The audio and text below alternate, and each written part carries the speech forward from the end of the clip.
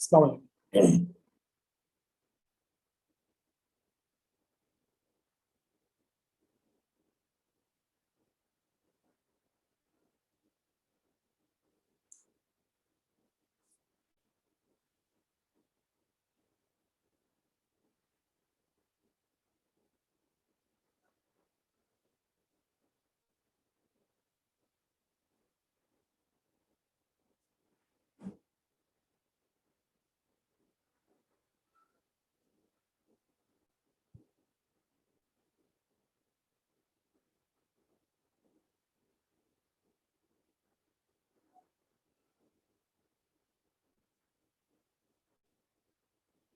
चलिए देखते हैं आगे का जो है हमारा पब्लिक वर्सेस प्राइवेट जो मामला है।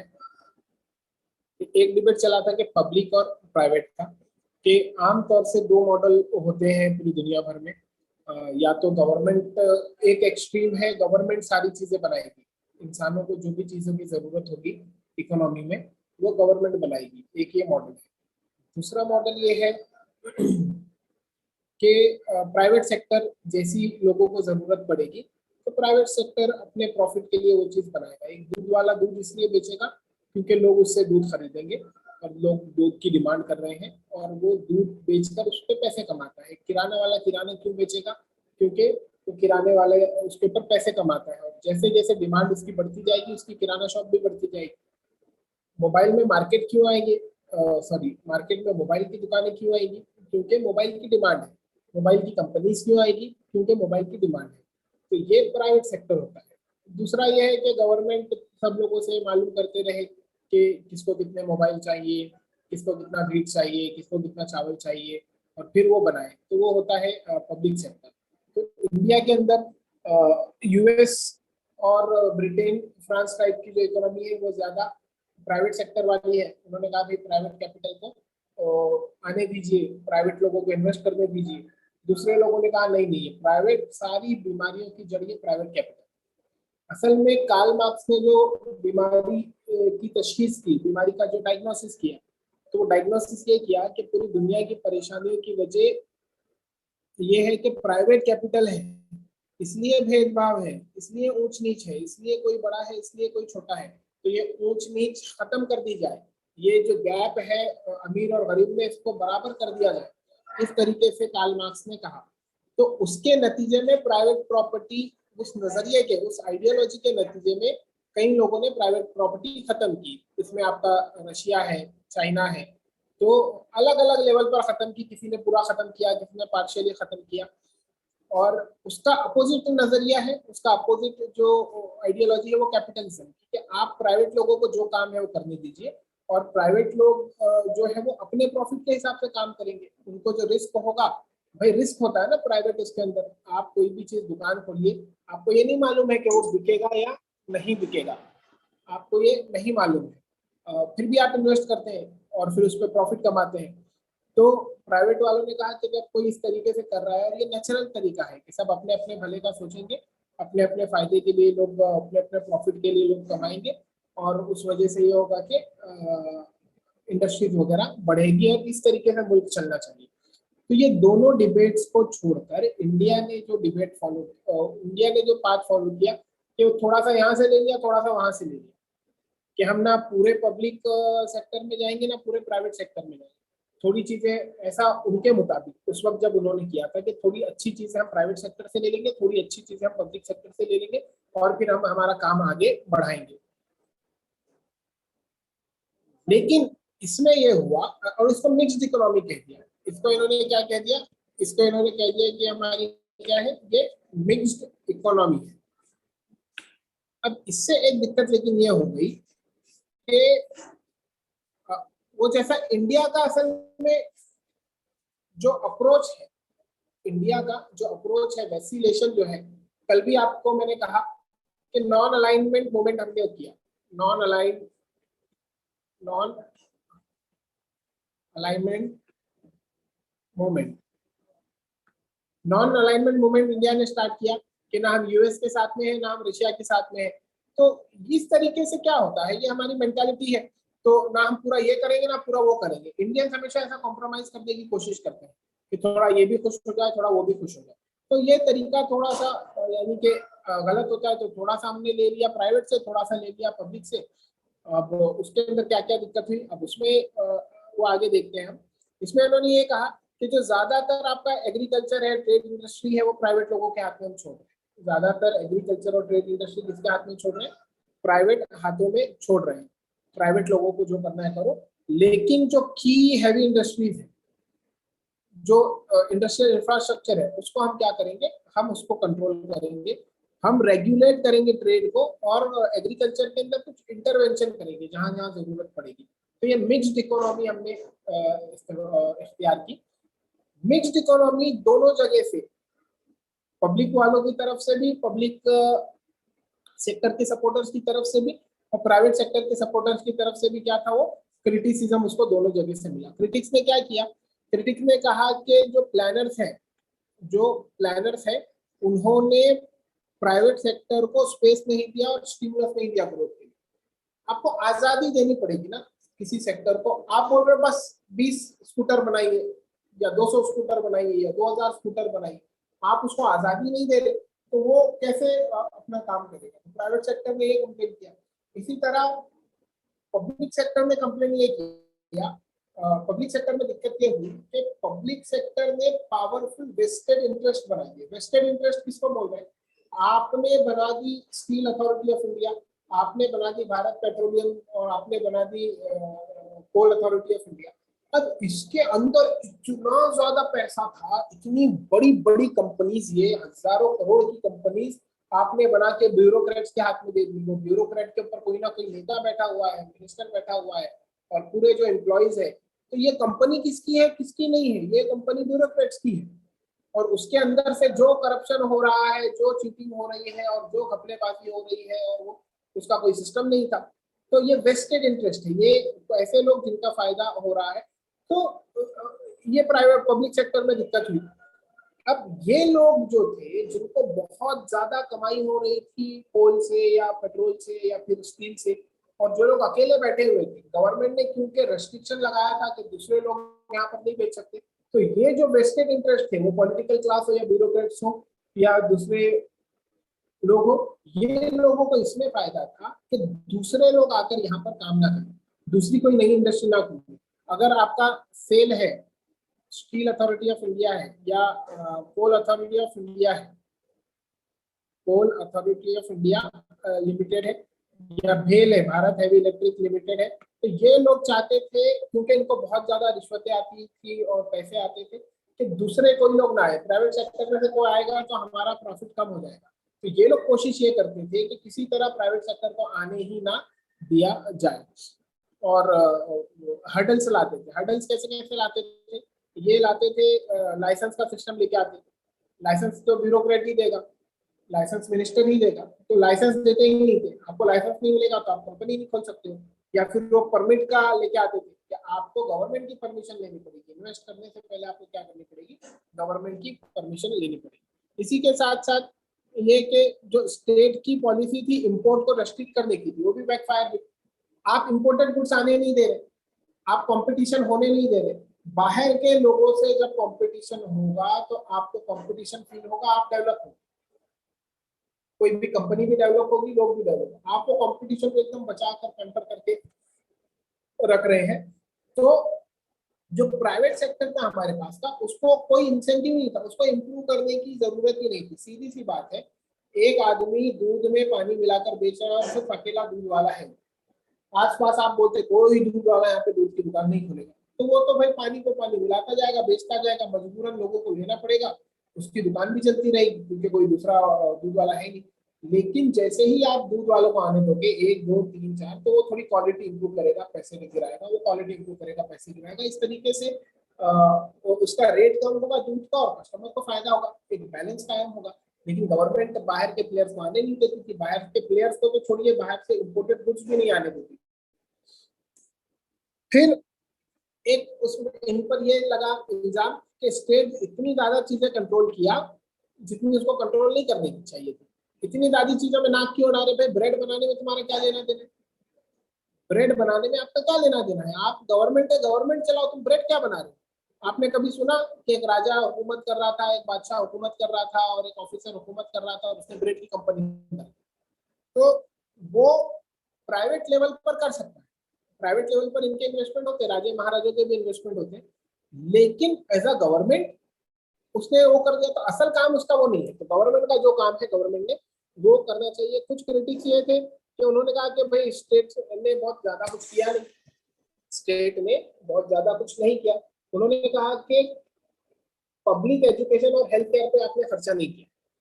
तो आप जब पूरे प्राइवेट नहीं हुए और आप जब पूरे पब्लिक नहीं हुए तो उससे दोनों तरफ से क्रिटिसिज्म आप पर होने लगा, गवर्नमेंट पर होने लगा। और स्टेट ने क्या किया, स्टेट सिर्फ ऐसी जगह गया, स्टेट यानी गवर्नमेंट सिर्फ ऐसी जगह उतरी, ऐसी कंपनीज खोली जहां पर प्राइवेट सेक्टर नहीं जा सकता था। तो गवर्नमेंट ने क्या किया, प्राइवेट सेक्टर को प्रॉफिट कमाने का मौका दिया। गवर्नमेंट को ये जगह भी आना चाहिए था, ये जगह भी आना चाहिए था, बसेस भी खोलो, रेलवे भी खोलो, ब्रेड भी बना के दो, दूध भी बना के दो, निवाले भी चबा कर दे दो। तो ऐसा वो हुआ कि तुम इतने ज्यादा चीजों में जहां तुमको जाना चाहिए था, ज्यादा चीजों में नहीं गए आप, आपको हर चीज खोल देनी चाहिए थी। जो पब्लिक सेक्टर के सपोर्टर है उनको लगता था पब्लिक सेक्टर ही सारा क्या है, पूरी बीमारियों का हल है। तो आप अगर ज्यादा चीजें खोलते तो प्राइवेट लोग प्रॉफिट नहीं कमा पाते। तो ये अजीब और गरीब थिंकिंग हमारी शुरुआती दिनों में रही। फिर गरीबों को मदद करने के बजाय गवर्नमेंट जब आई चीजों के अंदर, तो गरीबों की मदद तो क्या दूर होती, उसने एक नया मिडिल क्लास बना दिया जो कि बहुत ज्यादा सैलरी मिल रही थी और उसको अकाउंटेबिलिटी नहीं थी। ब्यूरोक्रेट्स का जो एक मिडिल क्लास बना और गवर्नमेंट जॉब्स का जो मिडिल क्लास बना। आप भारत हेवी इलेक्ट्रिक लिमिटेड खोलोगे तो उसमें कई नौकरियां होंगी, इंडियन ऑयल कॉर्पोरेशन में कई नौकरियां होंगी, हर कंपनी के अंदर सेल अथॉरिटी, स्टील अथॉरिटी ऑफ इंडिया में नौकरियां होंगी। तो ये नौकरियां तो थी, ये लोग इतनी बड़ी बड़ी कंपनी में लग गए, इनको बड़े बड़े बंगले मिल गए, बड़े बड़े हैवी पैकेजेस मिले इनको, लेकिन इनकी अकाउंटेबिलिटी नहीं थी। इनकी अकाउंटेबिलिटी थी जब तक किसी भी चीज की जिम्मेदारी किसी एक इंसान पर पूरी तरीके से नहीं पड़ती, सिस्टम आपका सही नहीं होता। जिम्मेदारी पड़ने के बाद चीजें सही होती।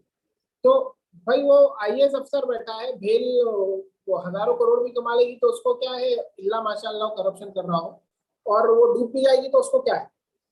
तो मालिक जैसा अपना ख्याल रखता है, आपकी पर्सनल गाड़ी होती है, आपका पर्सनल घर होता है, उसका आप बहुत ज्यादा ख्याल रखते हैं। हालांकि ये क्यों होता है हमारे पास, क्योंकि हमको आखिरत वाला कॉन्सेप्ट नहीं है। आपको एक बार आखिरत का कॉन्सेप्ट आ जाए, जवाबदेही का कॉन्सेप्ट आ जाए कि भाई वो तो पूछेगा, यहाँ नहीं पूछोगी तो वो तो पूछेगा। तो आप कोई भी काम करते हैं बड़ी ईमानदारी से करते हैं, लेकिन यहाँ पर वो कॉन्सेप्ट नहीं है, क्या ही हिंदू और क्या ही मुस्लिम। तो वो कॉन्सेप्ट नहीं होने की वजह से ये है कि सब लोग मनमाने तरीके से सरकारी नौकरी क्यों ढूंढते हैं भाई लोग। मतलब इंडियंस का ये तो देखिए आप कि सरकारी नौकरी मालूम है कि सरकारी नौकरी में काम नहीं करना पड़ेगा, बॉस अपने सर पे सवार नहीं रहेगा कुछ बोलने के लिए, कुछ करवाने के लिए। आराम से जाओ, आराम से आओ, जब जाना है जब जाओ, जब आना है जब आओ। आप देखिए सरकारी स्कूलों को देखिए, सरकारी दफ्तरों को देखिए, कुछ कुछ जगह पर बहुत ज्यादा काम होता है, ऐसा भी नहीं है कि एकदम खाली बैठे रहते हैं वो। कई इंजीनियर्स होते हैं, कई डॉक्टर्स होते हैं, कई जो पुलिस वाले होते हैं, काम होता है, लेकिन बहुत सारे सरकारी उसके अंदर काम वाम ज्यादा होता नहीं। अच्छा है भी काम तो कौन पूछ रहा है, तुम काम नहीं करोगे तो आपको कौन पूछ रहा है। और वो कभी कलेक्टर बदलता है, कभी ये बदलता है, कभी मतलब सिस्टम कंटिन्यूअस चेंज होता रह रहा है। सिस्टम कंटिन्यूअस चेंज होता रह रहा है, तो और सबके सब सरकारी नौकर हैं। पॉवर्टी धीरे धीरे खत्म नहीं हुई, उल्टा जो है कि proportion of poor reduce, proportion कम हुआ लेकिन उनके नंबर बढ़े, क्योंकि आबादी हमारी क्या हो रही थी, बढ़ रही थी। अब इसके आउटकम क्या हुए, ये पॉलिसीज के हमारे पास आउटकम क्या हुए। जो ऑब्जेक्टिव हमने डिसाइड किए थे, लैंड रिफॉर्म हमारा सही से नहीं हुआ कंट्री के अंदर, अल्लाह का शुक्र है पूरी कंट्री के अंदर लैंड रिफॉर्म नहीं हुआ। पॉलिटिकल पावर जो था वो लैंड ओनिंग क्लासेस के हाथ में रहा, जो बहुत ज्यादा जिनकी जमीनें थी उनके हाथ में रहा। अब ये चाहते क्या है मुझे नहीं मालूम, आपके कम्युनिस्ट लोग, कि जो लोग के पास पावर है उनसे छीन जाए, दूसरों के पास चला जाए। भाई वो जाएगा जब वो अपने आप को वैसा अहल बना लेगा तो जाएगा। किसी के पास मतलब ये हर उससे नफरत करते हैं जिसके पास पैसा है, जिसके पास लैंड है। भाई एक आदमी कमा रहा है, हजारों करोड़ कमा रहा है, तुमको क्या तकलीफ है, अपनी मेहनत से कमा रहा है, दूसरे का किसी का हक नहीं मार रहा है, तो किसको क्या तकलीफ है। कम्युनिस्ट लोगों को उससे तकलीफ होती नहीं, नहीं इतना कैसे प्रॉफिट कमा रहा है। मतलब ये तो किसी का काम ही नहीं है ना, किसी इंसान का काम नहीं है, किसी गवर्नमेंट का काम नहीं है कि वो कितना प्रॉफिट कमा रहे हैं। तुम्हारे देश में कमा रहे हैं, तुम्हारे देश का भी तो भला हो रहा है। बड़े industrialist continue to benefit and thrive while poverty did not reduce much. बड़े इंडस्ट्रियलिस्ट को बहुत पैसा मिलने लगा, अपना प्रॉफिट करने लगे, लेकिन पॉवर्टी तो वही थी। तो जिम्मेदारी किसकी है? बड़े इंडस्ट्रियलिस्ट की जिम्मेदारी है। पॉवर्टी खत्म करने की जिम्मेदारी है बड़े इंडस्ट्रियलिस्ट की है। क्या वो अपने लेवल पे जो कर देगा कर देगा, तो एक जिम्मेदारी उस पर, जो एक मॉरल रिस्पॉन्सिबिलिटी, जिम्मेदारी पॉवर्टी खत्म करने की, वो आप पर भी इतने हद तक है कि गवर्नमेंट का जो काम है वो गवर्नमेंट काम कर रही है, कुछ कोशिशें कर रही है। तो ये हुआ। फिर जो शुरुआत के इनिशिएटिव थे प्लान डेवलपमेंट के, तो वो क्या थे कि goals of economic development of the country and wellbeing of its citizen.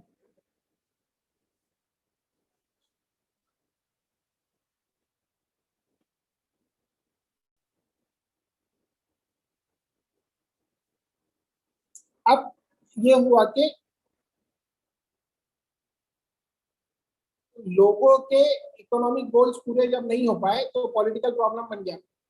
जो लोगों को बेनिफिट मिला था गवर्नमेंट की पॉलिसीज का, तो डेवलपमेंट वो लोग पॉलिटिकली पावरफुल बन गए, और उन्होंने बहुत ज्यादा ये किया कि भाई हम जब पॉलिटिकली पावरफुल बन गए तो दूसरे लोग ना बने। बड़ा अजीब मामला है, बड़ा ये अजीब मामला है। Those who benefited from unequal development soon become politically powerful and made it even more difficult to move in the desired direction. कि ज्यादा से ज्यादा, इसकी मिसाल समझिए, ज्यादा से ज्यादा आईएएस अफसर बने, तो जो लोग बन चुके हैं किसी इलाके से, तो वो चाहते हैं कि हमारी मोनोपोली रहे, यहाँ पर बस हम लोग ही रहे, आईएएस अफसर आईपीएस अफसर जो भी बन जाए। कुछ कुछ लोग, और ज्यादा लोग ना बने, इसमें उनका फायदा है लॉन्ग टर्म में। आगे चलकर किसी को पॉलिटिक्स में आना होगा, आगे चलकर किसी को एमपी बनना होगा, तो अगर औरंगाबाद से मान लीजिए आपके 10 आईएएस अफसर बन जाए, सब हाई कैलिबर के आईएएस अफसर बन जाए, 50 आईएएस अफसर बन जाए, तो आप एक उसमें से हैं, तो आपने क्या कमाल किया? ये 50 के पास कैलिबर है, ये कोई भी एमपी के इलेक्शन के लिए खड़ा हो जाएगा, कुछ भी करेगा, पॉलिटिकल पार्टी बनाएगा। हाँ, लेकिन फ्यूचर में अगर आप अकेले रहे, एक दो लोग रहे और बाकी सब नहीं बनते रहे, तो ज्यादा फायदा है। तो ऐसा ही जो लोग पावरफुल बन गए थे, वो लोगों ने और ज्यादा एम्पावरमेंट को रोक कर रखा। अब फाउंडेशन क्या थे इनकी उस वक्त की प्लानिंग के?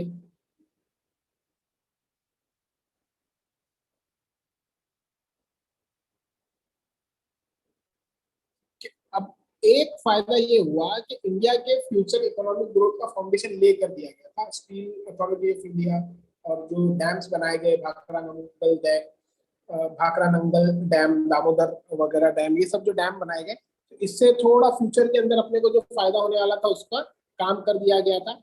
जो बड़े बड़े लार्जेस्ट डेवलपमेंट प्रोजेक्ट है इंडिया की हिस्ट्री के अंदर, वो उस वक्त में बने हैं। भाखरा नंगल और हीराकुड इरिगेशन और पावर के लिए इसकी क्या है, एग्जाम्पल है।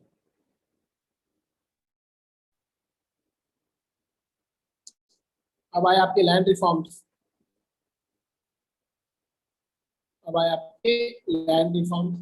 एग्रीकल्चर सेक्टर के अंदर उस वक्त में लैंड रिफॉर्म करने की कोशिश की गई। लैंड रिफॉर्म आपको बार बार बता चुका हूं मैं।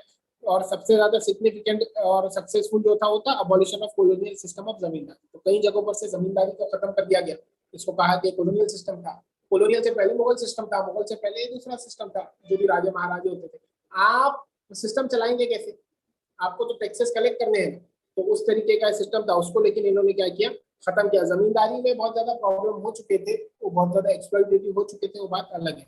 ये बोल्ड एक्ट था। बोल्ड एक्ट बोले तो इतना आसान थोड़ी है कि अभी मान लो ये बोल्ड एक्ट ऐसा है कि आपने क्या किया, आपने कलेक्टर को खत्म कर दिया, ऐसा ही है। आपने एमपी को खत्म कर दिया, एमपी कोई होगा ही नहीं। तो ये वैसा खत्म करना है, आपके जमींदार को खत्म करना। तो अच्छा, जमींदारों को बहुत ज्यादा इंटरेस्ट एग्रीकल्चर में था नहीं, क्योंकि उनको सिर्फ रेंट के ऊपर इनकम आ जाती थी। तो एग्रीकल्चर में बहुत ज्यादा क्या करते थे, इन्वेस्ट भी नहीं करते थे। और लैंडलॉर्ड्स की जो कैपेसिटी थी वो भी क्या हो गई, कौन सी कैपेसिटी, पॉलिटिक्स को इन्फ्लुएंस करने की। आपके पास जब बहुत ज्यादा पैसा होता है तो आप बहुत ज्यादा पॉलिटिकल इन्फ्लुएंस रख सकते हैं। ये जो 3 लैंड रिफॉर्म एक्ट, एग्रीकल्चर के एक्ट आए थे, इससे ये होने वाला था कि इंडिया भर के जो मिडल मैन है और जो पुरानी पॉलिटिकल पार्टीज हैं, जो स्टेब्लिश्ड है, एनसीपी है, कांग्रेस है, सारे लोग हैं, तो ये सिस्टम के अंदर जो लोगों को नुकसान होने वाला था वो लोग ये पॉलिटिकल पार्टीज के थे, किसान वगैरह, जो भी बड़े किसान जिनको आप बोलेंगे और मिडिल मैन जो उनको बोलेंगे। तो ये लोगों के पास जब पैसा होता है तो वो इन्फ्लुएंस करते हैं पॉलिटिक्स को।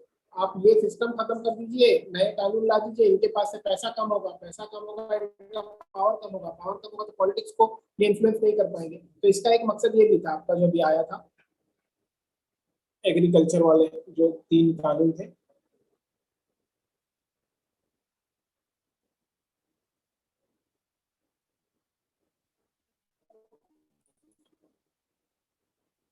अब दो जो कंपोनेंट थे लैंड रिफॉर्म के वो थोड़े कम सक्सेसफुल थे। वो क्या था कि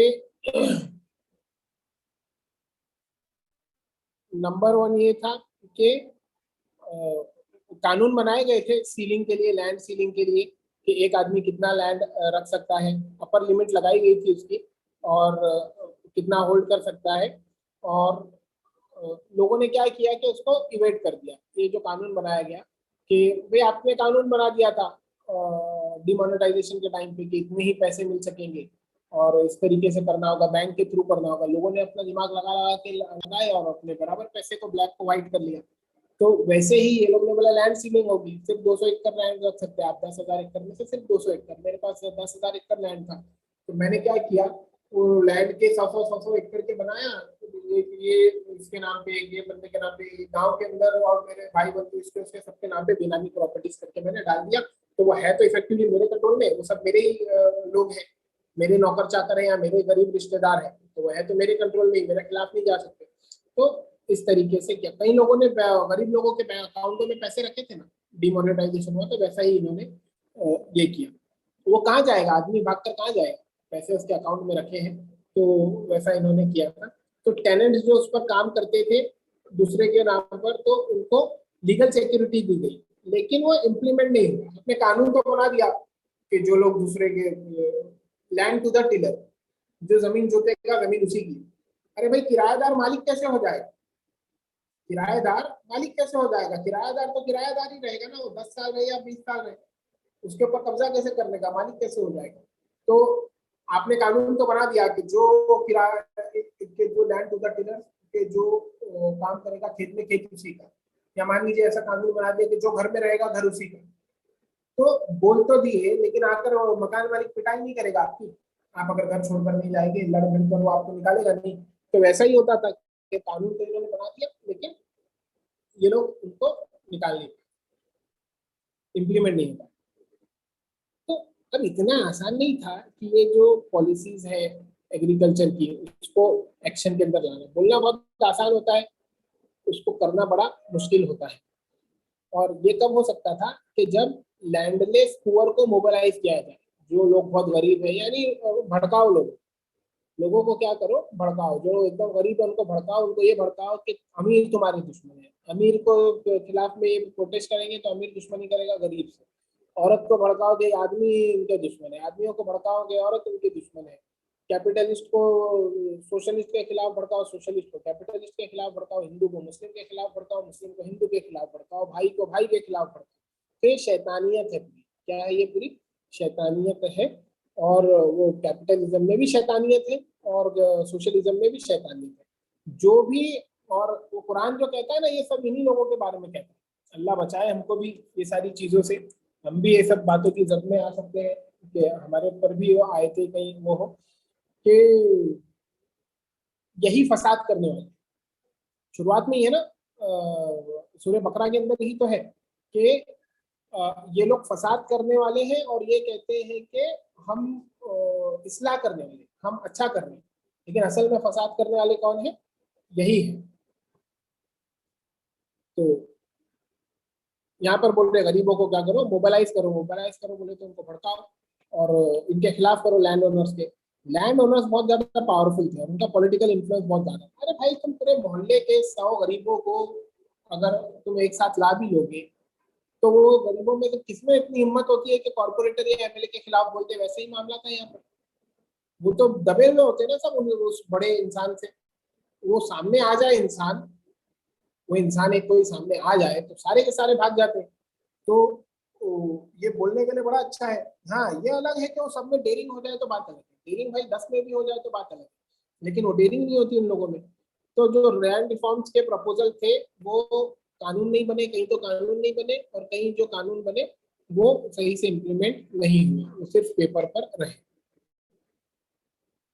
तो economic policy is part of actual political situation in society. अब इससे समझ में आता है कि खाली बोल लेने से कुछ नहीं होगा, एक्चुअल जो पॉलिटिकल सिचुएशन है ग्राउंड पर, उससे उसका असर पड़ता है आपकी इकोनॉमिक पॉलिसी के ऊपर। ये अलग से आइसोलेटेड इकोनॉमिक पॉलिसी आप नहीं बना सकते।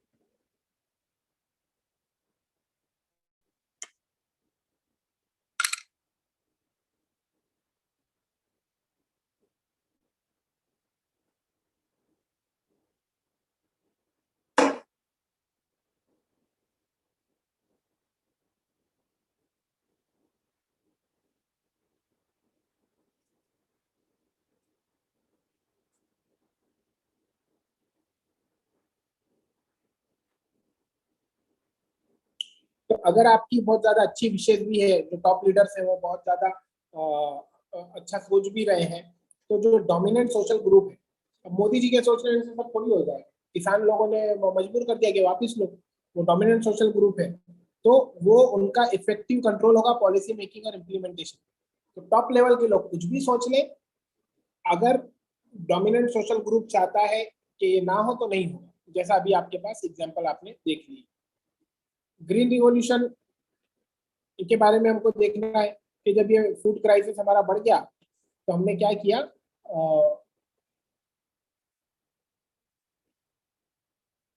तो कंट्री जो थी वो एक्सटर्नल प्रेशर हमारे ऊपर आने लगा, हम फूड एड पर डिपेंड हो गए। खास करके हमको यूनाइटेड स्टेट्स से आता था, घर में खाना नहीं है तो मोहल्ले के नवाब साहब हमको खाना भेज रहे हैं। अब वो नवाब साहब जो है यूनाइटेड स्टेट्स, उन्होंने इंडिया को क्या किया कि अपनी इकोनॉमिक पॉलिसी चेंज करो, कि तुम्हारे तौर तरीके चेंज करो तो फिर मैं खाना दूंगा, नहीं तो नहीं दूंगा, ऐसा यूनाइटेड स्टेट्स ने बोल दिया। तो गवर्नमेंट ने क्या किया, एक नई स्ट्रेटेजी अडॉप्ट किया। गवर्नमेंट ने एक नई स्ट्रेटेजी अडॉप्ट की ताकि अपने पास फूड सिक्योरिटी हो जाए। कोई भी इंसान यही करता है ना, जब एकदम लो लेवल पर आ जाता है, घर में खाने पीने के लिए कुछ नहीं बचा, बच्चे भूखे हैं, तो वो फिर अपने आप में चेंज लाता है, वो चाहता है कुछ काम करता है, और वो सोचता है कम से कम महीने भर का राशन पड़ा रहे, 1 दिन का, 2 दिन का, 5 दिन का राशन पड़ा रहे। तो गवर्नमेंट ने भी ऐसा ही किया, और ज्यादा से ज्यादा सपोर्ट, यानी कि क्या हो रहा था कि गवर्नमेंट ज्यादा से ज्यादा सपोर्ट दे रही थी गरीब किसानों को, इससे पहले कि जो गरीब लोग हैं उनको हमको सपोर्ट करना। लेकिन मसला ये हो गया कि वो गरीब लोगों का कुछ भला तो हुआ नहीं, तो गरीब लोगों ने फूड पैदा नहीं किया, और हुआ ये कि उससे पूरी कंट्री एक खतरे में है। तो गवर्नमेंट ने सोचा नहीं, अब हम क्या करेंगे, जो अमीर लोग हैं, जो के अमीर किसान है, वेल ऑफ किसान है, वो लोगों को सपोर्ट करेंगे और ग्रीन रिवॉल्यूशन लाएंगे। गरीबी हटाना मकसद है, लेकिन पहला मकसद है कि सब लोगों को खाना मिल जाए, उसके बाद का मकसद है गरीबी हटाना। तो गरीबी हटाने के चक्कर में खाना अगर खत्म हो जा रहा है तो प्रॉब्लमेटिक। अब ये डिसाइड किया गया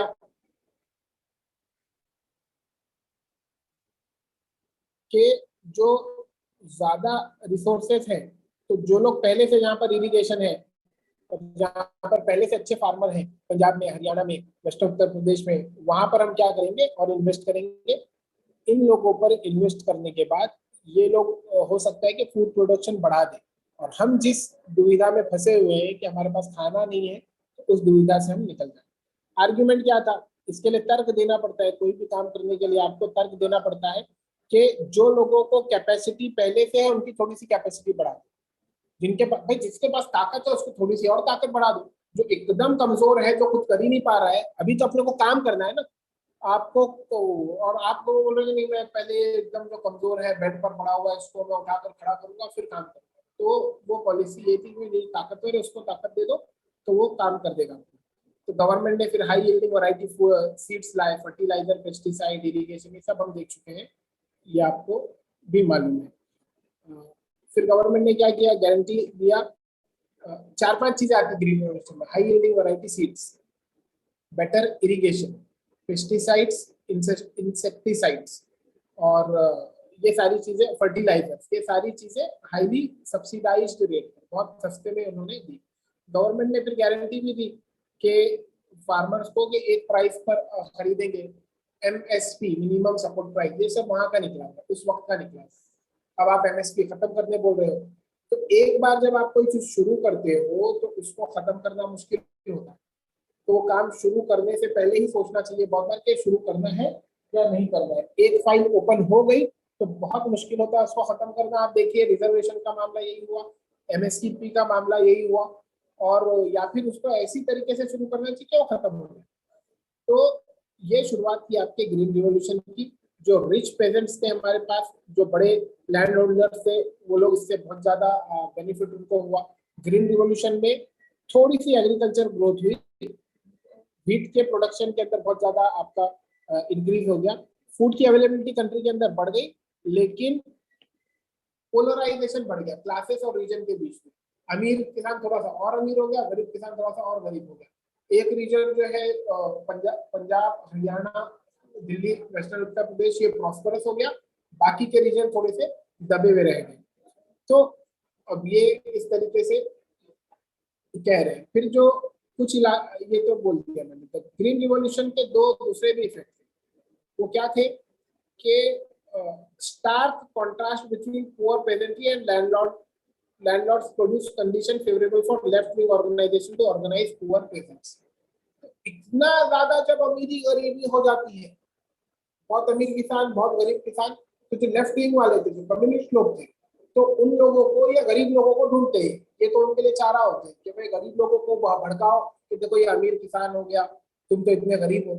तो असल ये नहीं बोलते कि तुम अपने आप में देखो तुमने क्या गलती की, ये बोलते वो अमीर किसान की वजह से तुम क्या है, गरीब है। तो वहां पर लेफ्ट विंग ऑर्गेनाइजेशन ने अपने आप को ऑर्गेनाइज किया। दूसरा, ग्रीन रिवॉल्यूशन के अंदर मिडल पेजेंट सेक्शन जो था, जो पेजेंट जो फार्मर मिडिल क्लास का था, वो बहुत ज्यादा बढ़ गए। ये फार्मर जो मीडियम साइज उनकी होल्डिंग थी, मीडियम साइज होल्डिंग बोले तो एकदम छोटा सा किसान है, आधा एकड़ एक एकड़ उसके पास खेत है। अब ये छोटा बड़े की डेफिनेशन भी नॉर्थ इंडिया में फर्क होगा, अपने पास फर्क होगा। अपने पास के हिसाब से समझ लो, आधा एक एकड़ है, 2 एकड़ है, तो छोटा किसान उसको हम बोल रहे हैं। ये मैं मेरी समझ बता रहा हूँ, एक्चुअल डेफिनेशन और भी अलग हो सकती है। आपके पास यानी कि 15-20 एकड़ है, 50 एकड़ है, तो वो थोड़ा सा बड़ा उसको समझेंगे हम। और बहुत बहुत 2-2 5-5 एकड़ है तो बहुत बड़ा उसको हम किसान समझेंगे। तो मिडल वाले को इससे क्या हुआ, फायदा हुआ, और वो पॉलिटिकली इन्फ्लुएंशियल बन गए। तो पूरे इंडिया भर में जो मिडिल क्लास फार्मर्स थे उनको फायदा हुआ और वो पॉलिटिकली इन्फ्लुएंशियल बन गए। आगे आगे फिर क्या डेवलपमेंट्स हुए इसके बाद, कि इंडिया की जो डेवलपमेंट स्टोरी है, तो एक सिग्निफिकेंट टर्न आया 1960 के अंदर। चैप्टर 5 के अंदर हम देखेंगे कि नेहरू की डेथ से कांग्रेस सिस्टम को कैसे डिफिकल्टीज आ गई। 62 में चाइना से वॉर हुई, 64 में नेहरू जी चले गए, उनके बाद लाल बहादुर शास्त्री प्राइम मिनिस्टर बने। फिर पाकिस्तान से वॉर हो गई 65 के अंदर। फिर ताशकंद का मुआहिदा हुआ, ताशकंद के मुआहिदे में वो भी चल बसे। तो फिर आ गई गूंगी गुड़िया इंदिरा गांधी। इंदिरा गांधी पॉपुलर लीडर बनकर एक उभरी, और उन्होंने डिसाइड किया कि जो स्टेट का कंट्रोल है और डायरेक्ट करना है इकोनॉमी को, वो अपने कंट्रोल में लिया, जितना और सोशलिज्म बढ़ा दिया।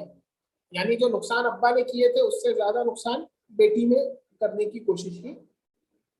फिर मैं बोल रहा हूँ इसमें प्लीज प्लीज इस बात को वो कीजिए कि इन्होंने नुकसान किया लेकिन इनकी नीयत खराब नहीं थी। यानी हमको इनके ऊपर इस बात की हमको शिकायत है कि आपने नुकसान किया, लेकिन हमको इस बात पर भी है कि भाई तुम्हारी नीयत खराब नहीं थी, तुमने बहुत ज्यादा अच्छे से काम किया, हम उसके लिए शाबाशी भी आपको देंगे।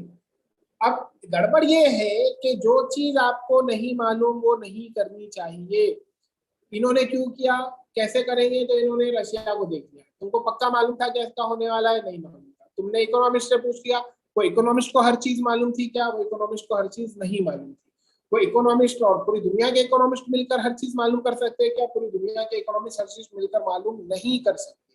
और ये चीजें हैं जो पूरी चीजें मालूम होना, ये अल्लाह को मालूम है। इसीलिए जो कानून बनाना है, इकोनॉमी कैसी रहेगी क्या रहेगी, हम इसके उसूल देखेंगे, जो अल्लाह की किताब है उसमें देखेंगे। अल्लाह ने कई किताबें भेजते रहे, तौरेत जबूर इंजिल सारी चीजें, और भी दूसरी कहीं भेजे होंगे, फाइनल किताब कुरान भेजे। तो जो भी चीज हम करेंगे जिसके बारे में हमको नॉलेज नहीं है, तो हमारा गाइडिंग जो बुक होगी वो कुरान होगी, तो आप फला पाएंगे। वरना 40-40 साल इतने बड़े बड़े लोग, इतना सारा रिसोर्सेस, इतने हजारों लाखों करोड़ रुपए डालकर भी आप फिर लानत ज़दा ही हो जाएंगे। तो the period from 1967 onwards restrictions of private industry. पहले ही सोशलिज्म ज्यादा था, अब इन्होंने और बढ़ा दिया और प्राइवेट इंडस्ट्रीज को दबाया, और प्राइवेट इंडस्ट्रीज को इन्होंने दबाया। 14 बैंक को इन्होंने प्राइवेटाइज कर दिया इंदिरा गांधी जी के। बैंक वैंक चल रहा है, बेचारे अपना काम कर रहे, कल से तुम्हारा बैंक हमारा हो। Very good. तो इसीलिए बोलते हैं कि सोशलिस्ट कम्युनिस्ट लोग इनको ताना देते, कैपिटलिस्ट लोगों को, कि तुम लोगों का एक्सप्लॉइटेशन करते। तो कैपिटलिस्ट लोग फिर जवाब, ताने के जवाब में देते हैं कि सबसे ज्यादा और सबसे बड़ा ऑर्गेनाइज्ड एक्सप्लॉइटेशन अगर कोई करता है तो वो सोशलिस्ट और कैपिटल कम्युनिस्ट स्टेट करता है, कम्युनिस्ट गवर्नमेंट करती है। कि हम भी तो अकेले अकेले अगर हम कर रहे हैं एक्सप्लॉइट, तो अकेले कर रहे हैं, तुम तो पूरी गवर्नमेंट एक्सप्लॉइट करती है। तो ये एक्सप्लॉइटेशन की मिसाल है, बैंक्स को प्राइवेटाइज कर दिया, एक्सप्लॉइटेशन की मिसाल, प्राइवेट इंडस्ट्री को दबा दिया। गवर्नमेंट ने फिर प्रो पुअर प्रोग्राम वो किए। इंदिरा गांधी ने बोला है मैं गरीबी हटाऊंगी, मैं गरीबी हटाऊंगी, मैं कहती हूँ गरीबी हटाओ, ये कहते हैं इंदिरा को हटाओ। तो मोदी जी ने पूरे जो इडियम्स लिए हैं बहुत सारे इंदिरा गांधी से लिए हैं, अच्छा खासा उन्होंने पढ़ा होगा, मैं समझता हूँ उनको, कि मैं कहता हूँ कि गरीबी हटाओ, मैं कहता हूँ कि आतंकवाद हटाओ, ये कहते हैं मोदी को हटाओ। तो तो वो पॉजिटिव वाला जो है, जो Barack Obama style of campaigning है, कि यानी कि सामने अपोनेंट को कुछ बोलने का ही नहीं, तो वो वाली स्टाइल इनके पास अच्छी स्टाइल है, बहुत अच्छा इफेक्टिव स्ट्रेटेजी। वो स्ट्रेटेजी जो है वो आप बिजनेस में इस्तेमाल करो, वो स्ट्रेटेजी आप पॉलिटिक्स में इस्तेमाल करो, वो पर्सनल लाइफ में इस्तेमाल करो। वो स्ट्रेटेजी असल में इस्लामिक स्ट्रेटेजी भी हम बोल सकते हैं कि आप जो थे वो ताने देते नहीं बैठते थे अपोनेंट्स। आप अपना काम करते रहते थे, अपना काम पॉजिटिवली करते रहते थे, और वो काम करते करते करते वो ऑटोमेटिक ही जो अपोनेंट्स थे वो ढेर हो जाते थे। अब हमारा जो आइडियोलॉजिकल टिल्ट था वो और सोशलिस्ट पॉलिसीज की तरफ हो गया। अब सोशलिस्ट पॉलिसीज क्या है, ये इसके आने के बाद बहुत ज्यादा डिबेट हुआ कंट्री के अंदर, पॉलिटिकल पार्टीज के अंदर और एक्सपर्ट्स के अंदर, कि इतना सोशलिज्म होना चाहिए। भाई जो चीज हमको समझ रही है आज यहाँ पर बैठे हुए, हमारी उम्र इतनी कम है, मतलब तुम लोग से बहुत ज्यादा है लेकिन ये लोग से बहुत कम है, तो उस वक्त भी लोगों को समझ रही होगी कि इतना ज्यादा सोशलिज्म अच्छा नहीं है। लेकिन एक इंसान के दिमाग में जब एक बात आ जाती है, उसको लाख पटक के बोलो, वो सुनता नहीं है जब तक कि वो गड्ढे में नहीं गिरता है। हाउएवर कंसेंसस इसके लिए था कि state economic development did not last for ever, कि स्टेट ने, गवर्नमेंट ने इकोनॉमिक डेवलपमेंट में एक्टिवली पार्टिसिपेट करना चाहिए। ये कंसेंसस हमेशा के लिए नहीं रहा, प्लानिंग आगे चलती रही, लेकिन उसका जो पहले एक चकाचौंध थी वो थोड़ी सी कम हो गई। 1950 और 1980 के बीच में इंडियन इकोनॉमी की बहुत कम 3 to 3.5% ग्रोथ थी। हिंदू ग्रोथ रेट बोलते थे, क्या बोलते थे, हिंदू ग्रोथ रेट उस वक्त बोलते थे।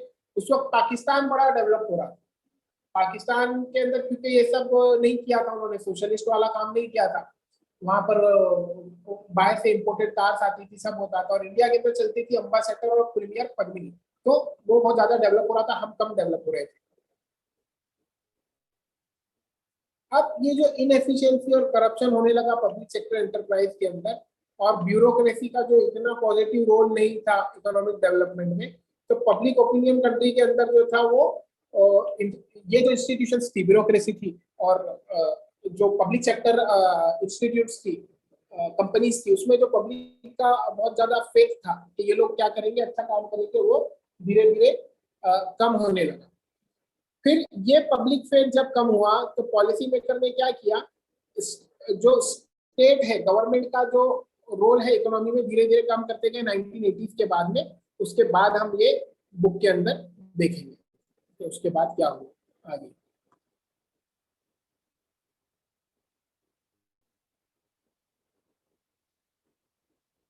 अमूल के बारे में यहाँ पर लिखा गया है, और ये इसको आप केस स्टडी के तौर पर भी लिख सकते हैं कि अमूल की बड़ी जबरदस्त एडवर्टाइजमेंट वगैरह होती है।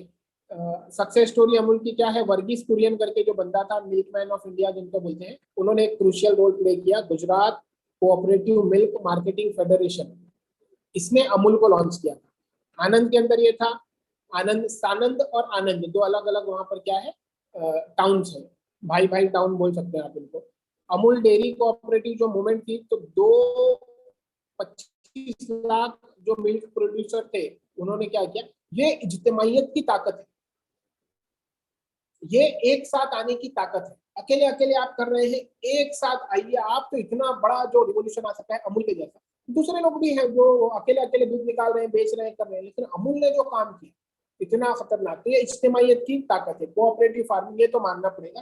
तो सोशलिज्म जो कोऑपरेटिव फार्मिंग होता है, वो मसला नहीं है उसके लिए, बहुत जबरदस्त चीज है। प्रॉब्लम ये वो जबरदस्ती कराता है, वो अकेले इंसान को काम नहीं करने, वो बोलता है कि तुम क्या करो, उसको करना ही पड़ेगा। तो ये अच्छा, उसके लिए फिर हक भी नहीं है उसके पास ये बोलने के लिए। आप बोलोगे वो तो हमारे पास भी होता है, इस्लाम भी बोलता है कि आपको जमात से ही नमाज पढ़नी, अकेले नमाज नहीं पढ़ सकते। लेकिन इस्लाम उससे पहले बोलता है, पहले ये कबूल करो ला इलाहा इल्लल्लाह मुहम्मद रसूलुल्लाह, कोई जबरदस्ती नहीं है। आप अपने दिल से जब कबूल कर लोगे ला इलाहा इल्लल्लाह मुहम्मद रसूलुल्लाह, तो फिर आप पर यह बात है कि आप क्या करो, मस्जिद में नमाज पढ़ो। वो भी उसके लिए उभारा गया है, उसके लिए बहुत ज्यादा उभारा गया, और कभी कभी अकेले पढ़ने की इजाजत भी है तो उसके अंदर।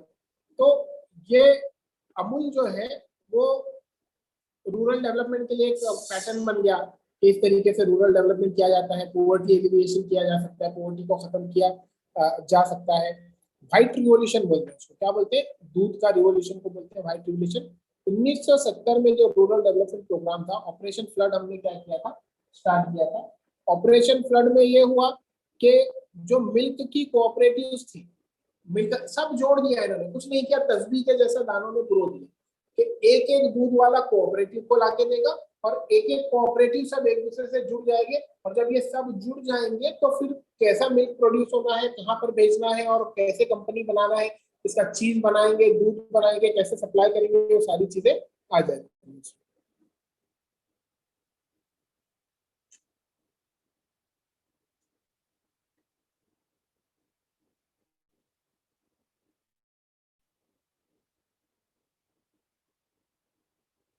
तो ये लोगों की कोशिशों से फिर मिल्क प्रोडक्शन बढ़ गया, प्रोड्यूसर और कंज्यूमर साथ साथ में आ गए, मिडिल मैन उससे हट गया, तो प्रोड्यूसर को रेगुलर इनकम होने लगी साल भर में। तो दूध वालों को कभी दूध होती थी, कभी नहीं होती, कभी होती थी, कभी नहीं होती थी। ये साथ में आने की वजह से इज्तिमाइयत से फायदा होता है, ग्रुप में आने से फायदा होता है। ऑपरेशन फ्लड एक डेयरी प्रोग्राम नहीं था, ये क्या था, एक पाथ टू डेवलपमेंट था। एम्प्लॉयमेंट इससे जनरेट हुआ, रूरल लोगों की इनकम बढ़ गई, पॉवर्टी इससे क्या हुई, खत्म हो गई। जो कोऑपरेटिव्स के मेंबर्स थे, उन्होंने विमेन मेंबर्स बहुत ज्यादा बढ़ने लगी, विमेन्स डेयरी कोऑपरेटिव और बहुत ज्यादा बढ़ गई। तो ये सारी चीजें इसके फायदे थे।